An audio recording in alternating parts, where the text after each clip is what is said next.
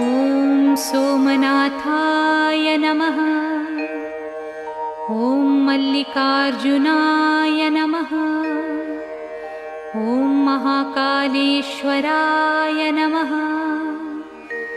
ॐ ओंकारेश्वराय नमः।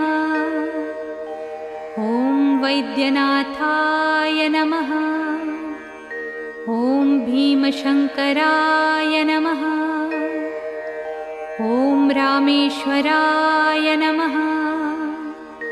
ॐ नागेश्वराय नमः। ॐ विश्वेश्वराय नमः। ॐ त्र्यंबकेश्वराय नमः। ॐ केदारेश्वराय नमः। ॐ भुस्मेश्वराय नमः।